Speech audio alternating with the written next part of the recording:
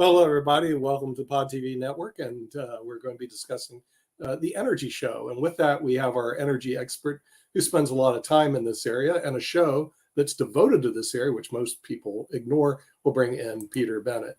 Peter Bennett, looks like you have a lot to discuss relating to the energy sector. It's a busy show today, and I don't call myself an energy expert. You know, this is a spin-off of Wall Street Hackers, and I do study the markets a lot, but I've been interested in energy for decades, actually. And so I know a lot about it. Let me put it that way. But today's show, we're going to skip the energy news of the week, first of all, because this is a complex discussion we're going to have now, to say the least. And we're going to talk about two different questions. And one is climate change a real threat to the world? And that's a huge question right now.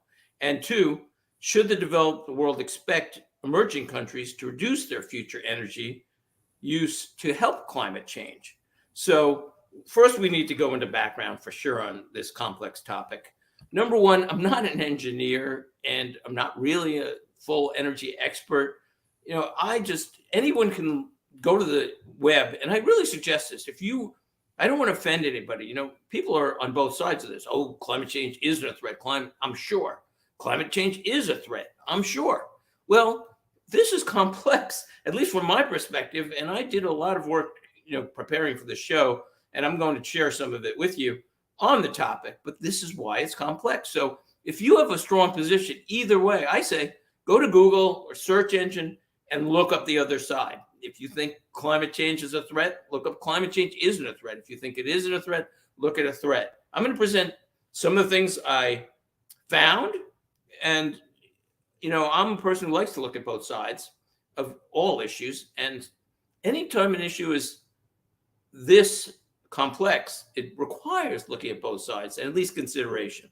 So, number one, I'm going to look at some of the things I dug up about the pro position that climate change really is a threat to the world.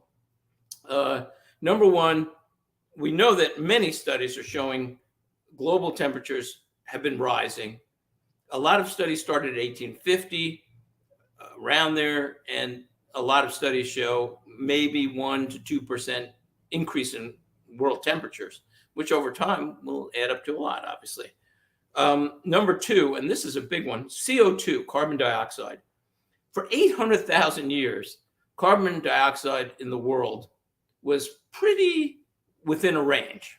You could see it goes zigzag up, zigzag down, but very relatively tight range. I mean, it wasn't anything that broke the range that I could see in the 800,000 years.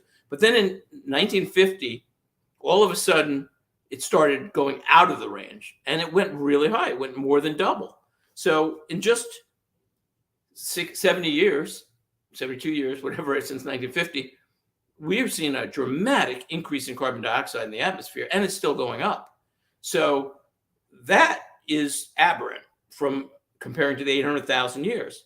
Next, we go to CO2 experiments in the labs. So this is a pretty basic experiment. They've done it many times. They put some air into a container. They shine some heat or light on it. Generate some heat, and then they see. Well, the more CO2 we add, I think it's definitely correlated all the way up the chain.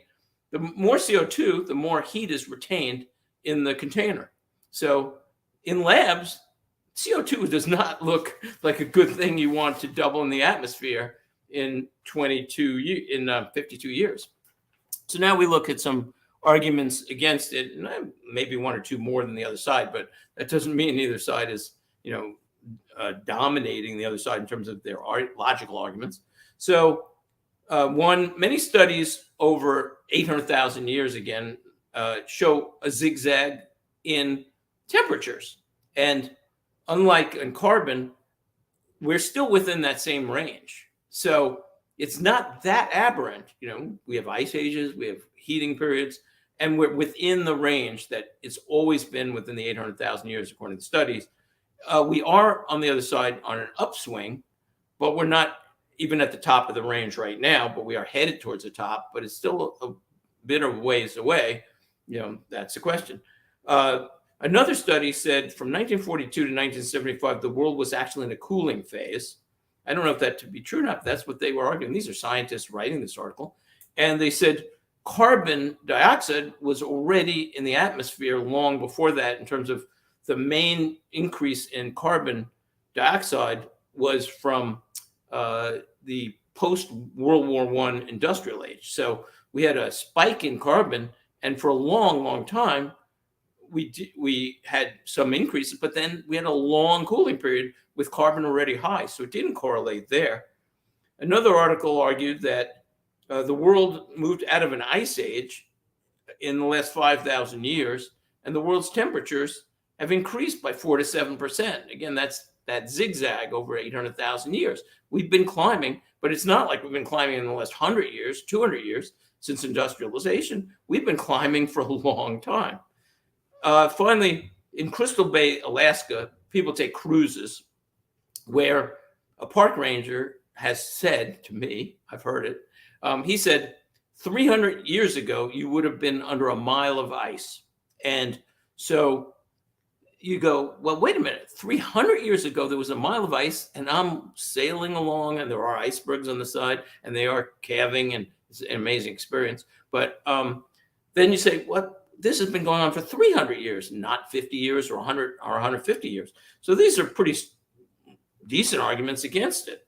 So the other question is, should, and we're going to get into the discussion in a minute, but should the emerging countries be reducing their energy and not increasing it because they have been increasing it? And if you look at the forecasts for 2040, for 2050, natural gas use, oil use, you think, well, with all the solar coming on and all the wind coming on around the world, you would think that we're going to reduce natural gas use and oil use. We will be, according to the forecast, reducing coal, but substituting natural gas and oil. And still, so a lot of forecasts show perhaps flat oil use until 2050 and actually increasing natural gas use. Well, why is that? How could it be if they're adding so much solar and wind? Well, the developing countries need energy, and they're growing populations as the world is growing, and they are more access to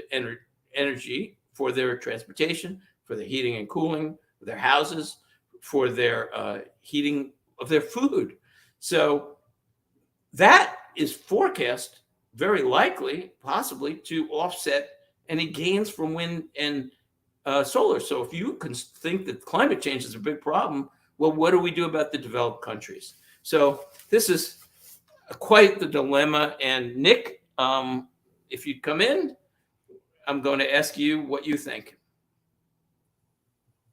What about the oil and gas and the energy? Well, no, the two questions are, one, is climate change, and these are tough questions. You may not know the answers, but is climate change a threat to the world based on these different viewpoints? And also, should emerging markets countries be cutting back or not expanding their use of fossil fuels in order to help fight climate change? And if you believe it's a threat, then maybe arguably save the world or save the world economy, because that's what they've been doing.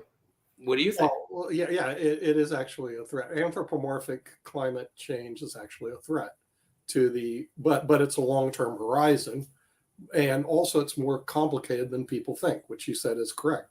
In other words, it's not like, okay, let's stop using oil and gas and we'll go to EVs. And what's pointed out correctly is tomorrow. Where do EVs get their energy from?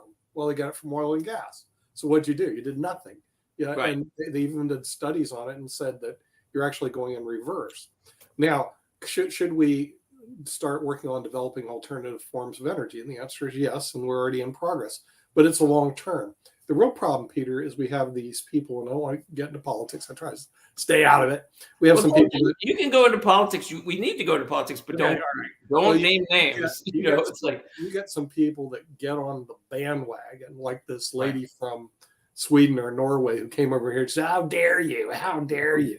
You're destroying my generation." And she's totally that did not offer a solution. That was not an intellectual conversation whatsoever. It was just somebody screaming about stuff. But she did get a lot of attention for herself. Oh, she did, of course, from the press. Yeah. Yeah, from the press, right? So it was good for the press, but not really good as a solution. But because it's in the public eye right now, there is work in progress to start using more of these alternative forms of energy and getting us off the coal, which is bad, oil and gas, which is not as bad, and natural gas, which is even less bad than that. But here's a problem that we have. It's an economic problem. And this goes back to our friends in Washington, D.C. They spent $75 billion on charging stations around the country. First of all, the U.S. government is broke. Okay, we run huge deficits. We don't have money for Social Security. We don't have money for Medicare. They're running out of money in this decade and the next decade. So what was the $75 billion other than pork for EV? Number two, you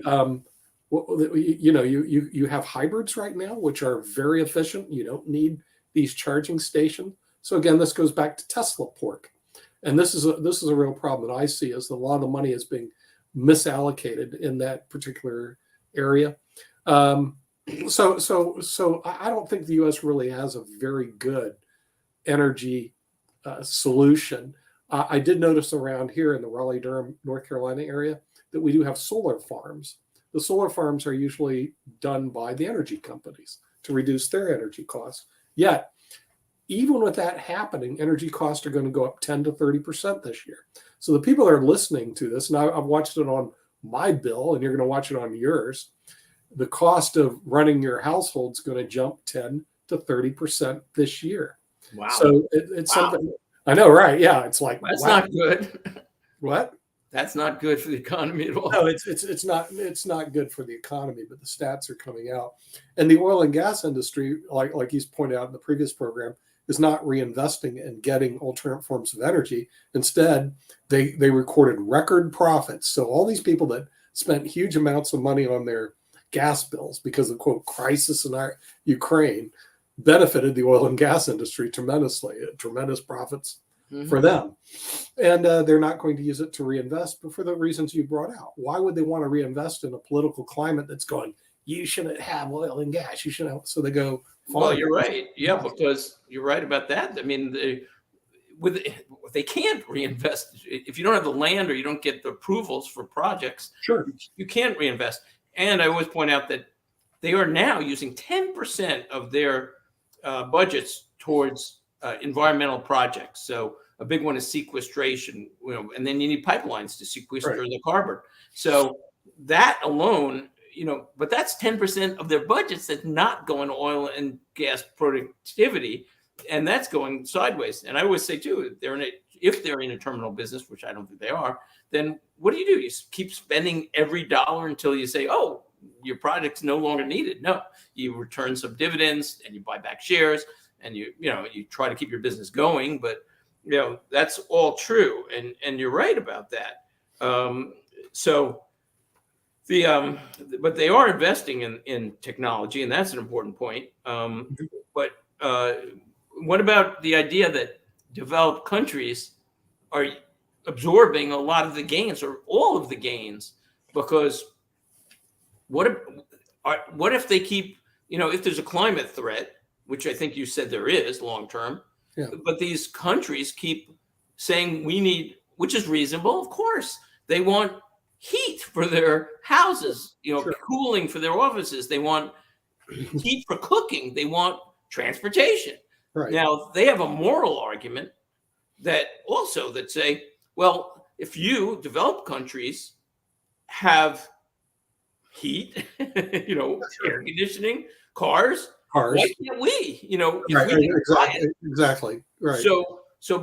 But then the other side of the argument is, yes, but if you keep doing it, that is offsetting all the gains potentially from solar and wind for the next decade. And that will continue to happen. That will continue to happen because you don't tell a starving person to worry about climate change that'll take place 100 years from now. You just hit one of my conclusions. Which is the real problem. So, in terms of Gretchen going, how dare you? Okay, she's not starving. Her parents are extremely affluent, and now that she did that thing, she is too. But these people they live in countries where, like one country we're looking at doing some work in, you wouldn't believe the average salary. This is the average salary is $242 a month. Okay. Right. So Okay. you know what? So If they go to $500 a month, they're going to use some of that money to heat their houses or exactly. eat But, their like I was food. saying, at $242 a month, if you can increase your standard of living because you're using Right. energy that's cheaper, you're going Right. to do it because you're living in a very really a very poor country.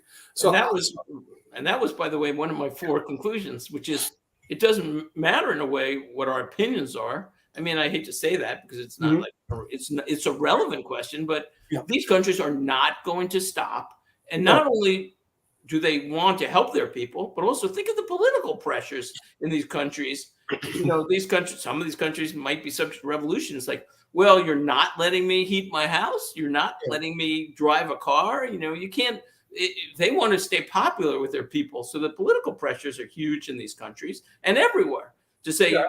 to not limit the spigot. So these countries are not cutting back. That's one of the conclusions, no matter what anybody thinks is right or wrong. And that is a dilemma for those who believe climate change, like you, it is an issue. And you know, the second of my conclusions is, and this is kind of antithetical to my second one, but I'll give you right now. First of all, weather patterns are very unpredictable, and I just want to mention this, you know, because I've heard a study that said that if you look out the window right now and predict that tomorrow's weather will be the same as today, you'll be more accurate than the weather forecasts. At least in one study said that. And we all know the weather says, oh, it's going to be 40 degrees and it turns out to be 70, or it's going to rain and it doesn't rain. It's an 80% chance of rain, 100% it doesn't. We all know. So if they can't predict in one day or 1 week accurately, sometimes they get it right, a lot of times they get it wrong.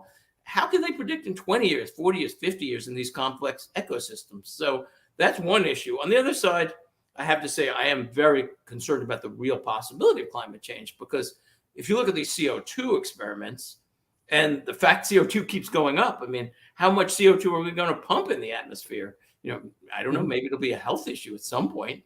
You know, I don't know, but you know, are we going to continually keep pumping CO2 and wonder if these lab experiments are you know, real or not? So, but there you have to go take a step back and say, government policies are horrible. You mentioned that, Nick. And the thing is, not so you look at the 3 faults I have with government policies. I'll say this all the time.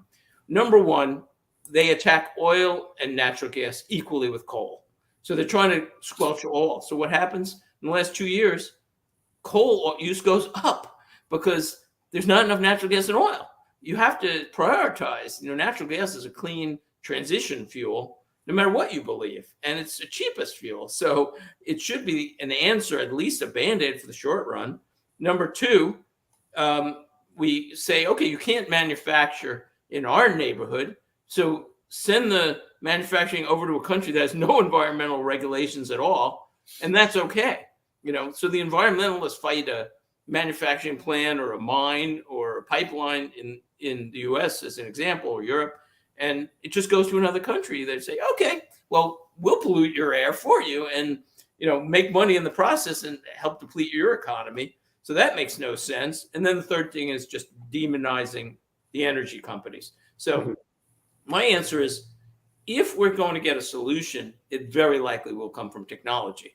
And who's the most able to create that technology? The people who have been creating the technology for decades.